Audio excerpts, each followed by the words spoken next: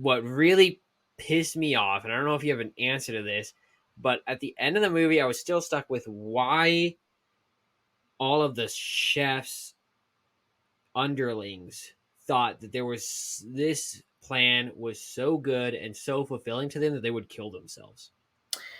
So here's the way I see it, because the way the movie presented it and the way it happened, what essentially Chef Slovak had created at his restaurant was a cult, where it's like he had created this dynamic where his chefs, his underlings, weren't just chefs, they weren't just employees, and she even says it. What's her name? The head chef, like head The under sous chef. chef, yeah, that helps list one of the meals. Yeah, she says we're not just employees here, we're family kind of thing. Where it's like there's almost like this idea of a cult group here, where it's like they're like almost like this very religious kind of thing, where it's like we follow the chef, we love the chef, we do what he tells us to do. So it's like, and that's how I interpreted it. Because if you have that, if that is what the case is, it makes more sense for the chefs to follow along and to give their lives up because they believe they're doing something for a greater good, for something beyond themselves. Even if it's wrong, even if it's like demented and it's like, you shouldn't, but some people's minds are twisted that much along where it's like, okay, they actually believe this. This is what they hold to. I do agree that explanation makes sense. I would contend that there wasn't enough given to support that, especially because the sous chef is explaining how the chef tried to have sex with her and she said no twice. Like, that's not an endearing sentiment to have related to your chef.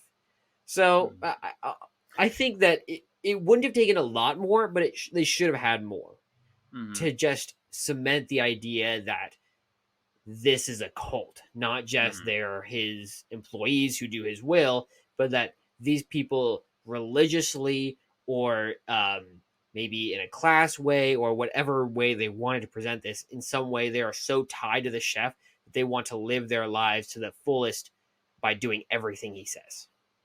I mean, I maybe disagree with you on this point because I feel like the movie did this pretty well. Because like every time he claps, they stand to attention.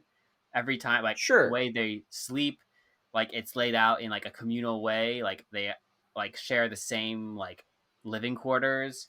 The way that they like follow him and obey every word, like they're like in sync with everything he says. And then the head chef, like when Margot goes to get the barrel, she gets jealous of Margot and is like angry that she got sent to get the barrel. So she tries to kill Margot, and Margot has to kill her in self defense. Where it's like that whole motivation doesn't make sense unless she's like fully committed to this like ideal of the chef. Where it's like I'm like, and she feels like Margot is threatening her thing with the chef, like in her like position in this group. So it's like she tries to take Margot out. Right. So I don't disagree that they are doing the things that make it a look like a cult. I just don't see the motivation for them being in the cult. And that's where I'm trying to like, okay, I can yeah, see obviously they're doing all of the actions of being in a cult. Like and you know, you could try to explain away some of them by saying, "Oh yeah, you know, of course you're going to stand to attention if you're taught to by the chef in the highest, most extravagant restaurant in the world." You know, but whatever. Like, I still think you could also say that's part of a cultish kind of thing. The bigger thing is that I just didn't see there is motive for the chef to do what he's doing. There's not clear, and you could also say he's psychotic because there's some degree where you have to be psychotic to be doing this. But um, my impression is these are just ordinary people. You know, at the end of the day, the chef is identifying him and the people he's with, all with Margot. And Margot's like, frick, no, I'm not going to do this. Why wouldn't anyone else in the group be like that? So, all that to say is, I would have loved to see a little bit more, and I don't think it would have taken much. Like, like given a reason why the other chefs were there. Right. Between that scene with the sous chef and just a line or two other between someone else or just explaining why they adore the chef or why we have to get back at the bourgeoisie, the upper class, screw them, you know, whatever.